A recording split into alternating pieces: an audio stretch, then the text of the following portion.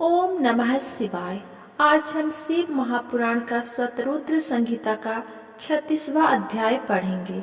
उससे पहले हमने पिछले अध्याय में पढ़ा था सुरेश्वर अवतार, ब्रह्मचारी अवतार, सुनट नर्तक अवतार, शिव जी का द्विज अवतार। आज हम पढ़ेंगे अश्वत्थामा का शिव अवतार। नंदीश्वर बोले, हे सर्वज्ञ सनत कुमार जी, देवगुरु बृहस्पति के पुत्र मुनि भरद्वाज हुए और उनके पुत्र के रूप में द्रोण का जन्म हुआ। द्रोण बचपन से महान धनुर्धारी, महातेजस्वी और सब शस्त्र अस्त्र शस्त्र के ज्ञाता थे। वही नहीं, धनुर्वेद और सभी वेदों के महाज्ञाता थे। अपने इन्हीं गुणों के कारण आप कौरवों और पांडवों के आचार्य बने और द्रोणाचार्य इस नाम से प्रसिद्ध हुए। इन्हीं द्रोणाचार्य के अपने मन में पुत्र प्राप्ति की कामना लेकर भगवान शिव की आराधना की और अपनी घोर तपस्या से त्रिलोकीनाथ भगवान शिव को प्रसन्न कर लिया। शिव ने उन्हें साक्षात दर्शन दिए। शिव जी द्वारा वर मांगने के लिए कहने पर द्रोणाचार्य बोले, हे प्रभु, यदि आप मेरी आराधना से संतुष्ट होकर प्रसन्न हुए हैं तो भगवान मुझे अपने अंश से पैदा होने वाला पुत्र प्रदान कीजिए, जो वीर, पराक्रमी और अजयी हो। द्रोणाचार्य को उनका इच्छित वर प्रदान कर शिव जी अंतर्ध्यान हो गए।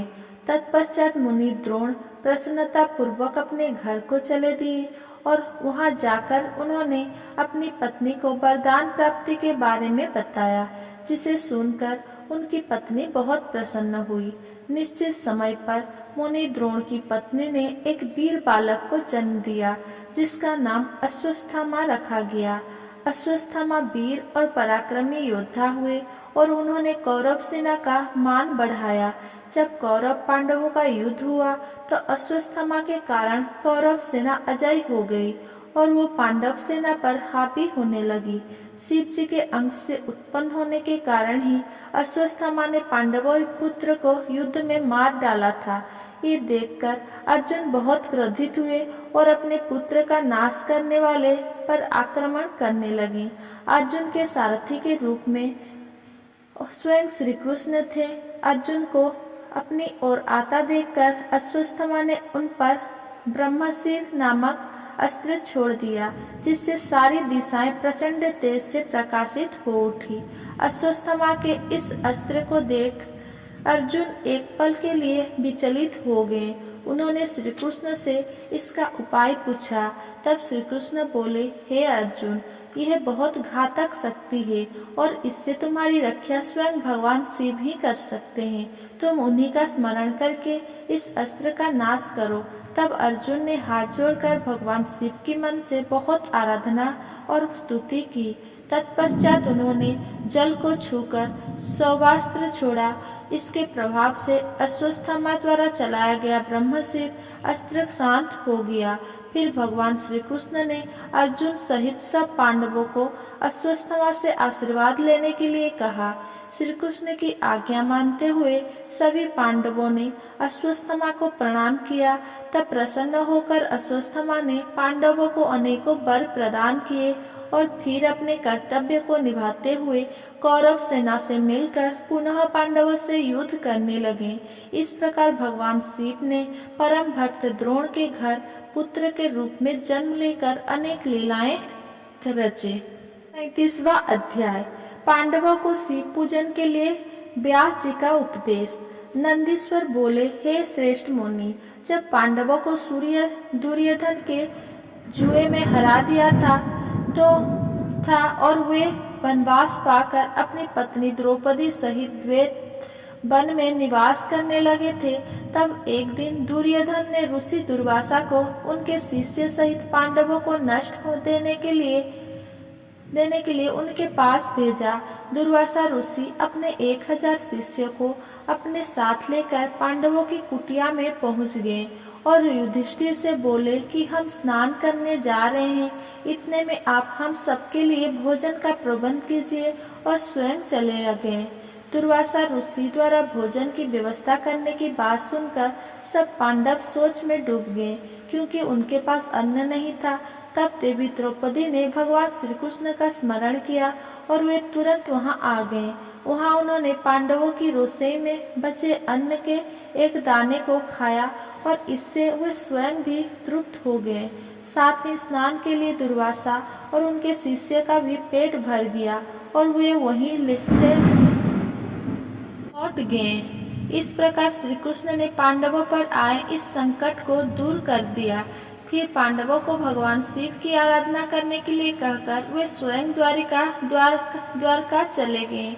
एक दिन जटाजूट धारण किए, गले में रुद्राक्ष की माला और भस्म लगाए व्यास जी ओम नमः शिवाय पंचाक्षरी मंत्र का जाप करते हुए पांडवों की कुटिया में पधारे। व्यास मुनि शिव जी के प्रेम में मग्न तेज पुंज से आलोकित थे। उन्हें पधारा हुआ देखकर पांडवों ने उन्हें प्रणाम किया और आसन पर बिठाकर उनकी पूजा अर्चना की। तब महामुनि प्रसन्न होकर बोले, हे पांडवों, तुम सत्य के मार्ग पर चलने वाले हो और सदा ही धर्म का पालन करते हो।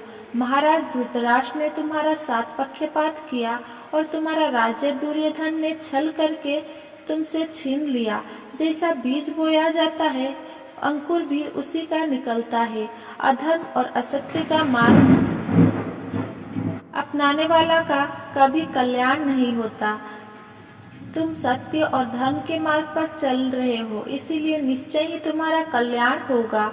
महामुनि व्यास के वचन को सुनकर युधिष्ठिर बोले, हे नाथ, हमारे कष्टों को दूर करने के लिए कोई मार्ग बताइए।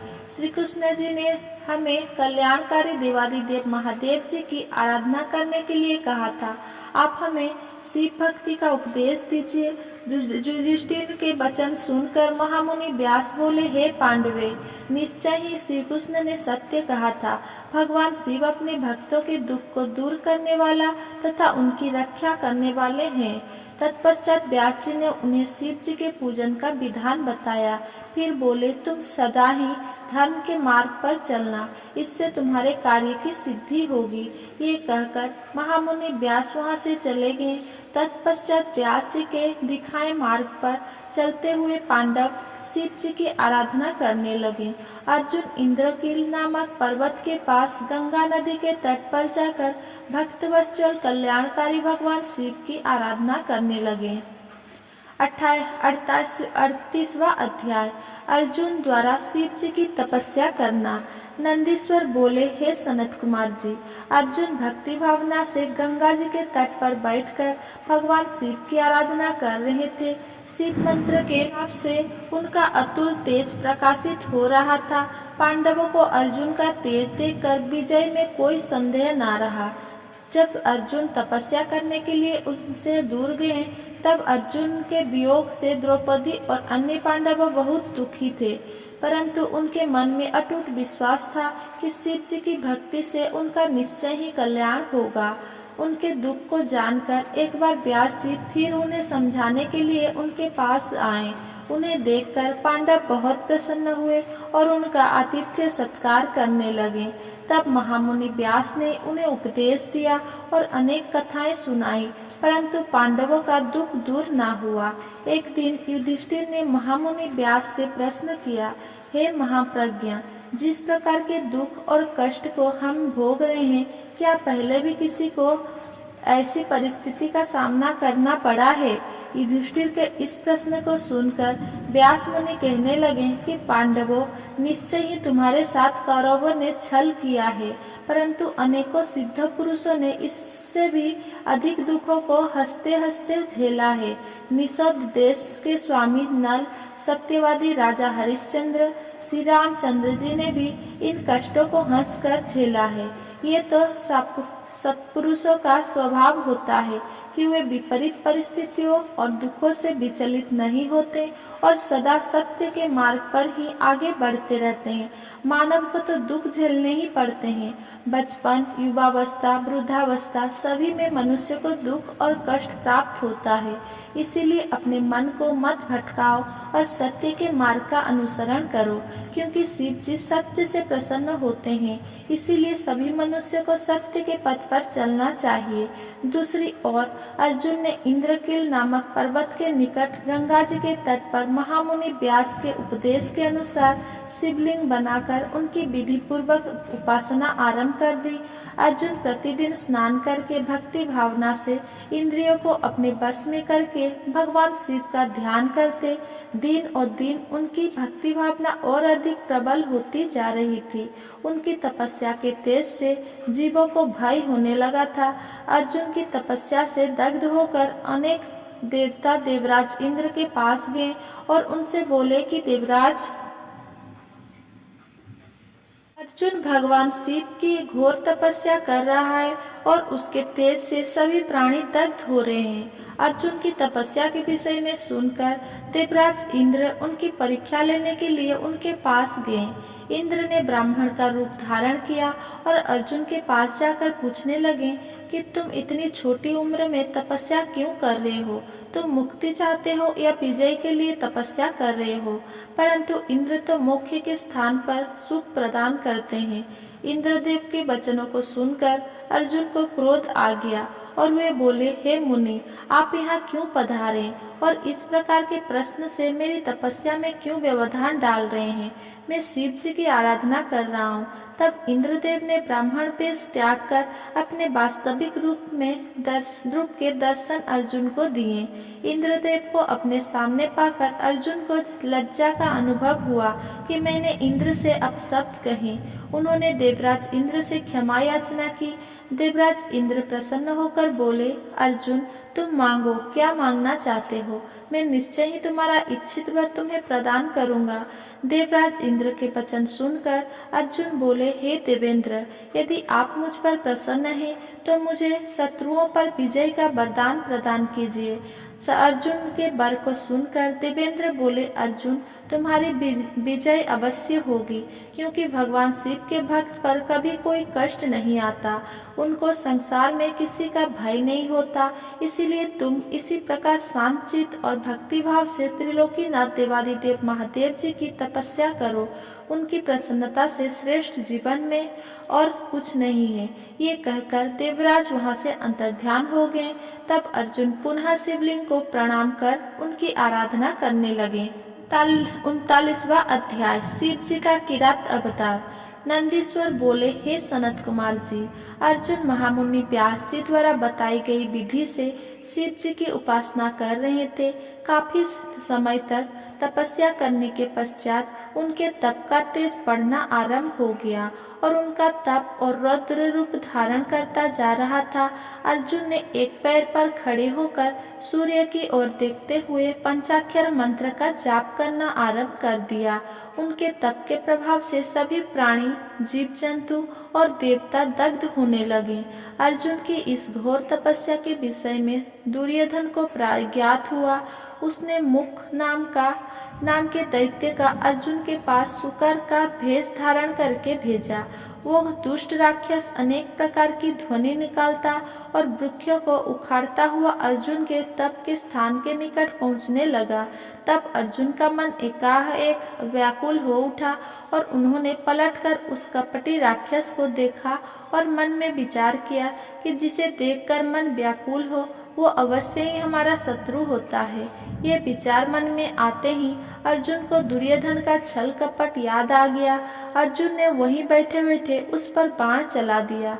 उसी समय स्वयं भक्तवत्सल भगवान शिव भी अपने भक्त अर्जुन पर आए संकट को देखकर उनकी रक्षा और परीक्षा हेतु तुरंत वहां आ गए। उन्होंने भी उस बहुरूपी राक्षस पर अपना बाण चला दिया। उस समय देवादिदेव महादेव जी ने भील का भेष धारण कर रखा था।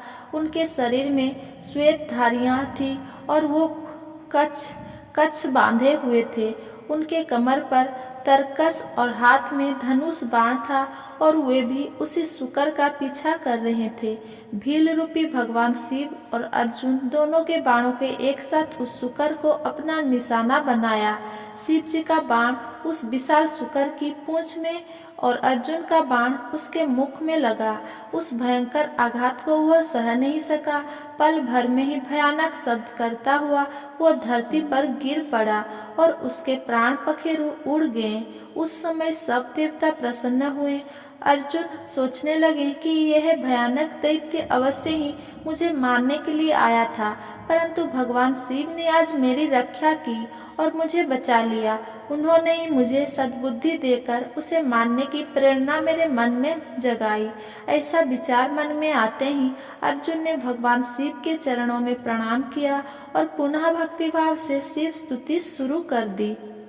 40वां अध्याय किरात अर्जुन विवाद। नंदीश्वर बोले, हे सर्वज्ञ, जब वो भयानक शुकर शिव जी और अर्जुन दोनों के बाणों से मारा गया और पृथ्वी पर बेजान होकर गिर पड़ा, तो भील रूपधारी शिव जी ने अपने एक सेवक को भेजकर मृत शुकर से अपना बाण निकाल कर लाने के लिए कहा। उधर अर्जुन भी उस शुकर से अपना बाण लेने के लिए आए। तब अर्जुन और उस शिवगण में बाण को लेकर विवाद शुरू हो गया। वो गण बोला कि ये दोनों बाण मेरे स्वामी के हैं, इसीलिए इन्हें मुझे दे दो, परंतु अर्जुन ने बाण देने से मना कर दिया। तब वह बोला कि तुम झूठे तपस्वी हो, यदि तुम सच्चे हो तो इन बाणों को मुझे दिखाओ, मैं अपने बाणों की पहचान कर लूंगा, क्योंकि उन पर मेरा फल अंकित है। यह सुनकर अर्जुन उस गण से बोले, तुमसे मैं युद्ध नहीं कर सकता। युद्ध सदैव समान योद्धा से किया जाता है। मेरे बल और पराक्रम को देखना चाहते हो तो जाओ और जाकर अपने स्वामी को भेजो। अर्जुन के वचन सुनकर वो गण किरात रूप धारण किए भगवान शिव के पास गया। अर्जुन ने जो कुछ कहा था उसने अपने स्वामी को वो सब यथावत बता दिया। सारी बातें सुनकर किरातेश्वर को बहुत प्रसन्नता हुई और वे अपने सेना के साथ लेकर अर्जुन से युद्ध करने के लिए वहां आ गए। युद्ध भूमि में पहुंचकर किरात रूपी भगवान शिव ने अपने दूतों को पुनः अर्जुन के पास भेजा। शिव जी का वो दूत अर्जुन के पास गया और बोला, हे तपस्वी, जरा हमारी विशाल सेना को नजर उठाकर देखो। तुम क्यों एक बाण की खातिर अपने प्राणों की आहुति देना चाहते हो? अच्छा हो कि खुशी से वो बाण हमें दे दो और अपनी रक्षा करो। ये सुनकर अर्जुन को क्रोध आ गया। वे बोले कि तुम जाकर अपने स्वामी से कह दो कि मैं अपने कुल को कलंक नहीं लगा सकता। भले ही मेरे भाई दुखी हो, पर मैं युद्ध से डरकर पीछे नहीं हट सकता। क्या कभी शेर भी गीदड़ से डर सकता है? जाकर अपने स्वामी को बता दो कि क्षत्रिय युद्ध से डरते नहीं हैं, बल्कि अपने शत्रु को युद्ध में पछाड़कर आगे बढ़ते हैं। अर्जुन के ऐसे वचन सुनकर वो दूत अपने स्वामी किरातेश्वर भगवान शिव के पास वापस चला गया और उन्हें अर्जुन की कही सारी बातें बता दी। अपने गणों की बातें को सुनकर लीलाधारी शिव मन ही मन अर्जुन की भक्ति, निडरता और अपनी बात की अडिगता देखकर प्रसन्न हुए। फिर उन्होंने अपनी सेना सहित आगे बढ़ना शुरू कर दिया। आगे का अध्याय सुनने के लिए मेरे साथ जुड़े रहिए। मेरे चैनल को सब्सक्राइब करें, मेरा वीडियो को लाइक, कमेंट, शेयर करें। धन्यवाद।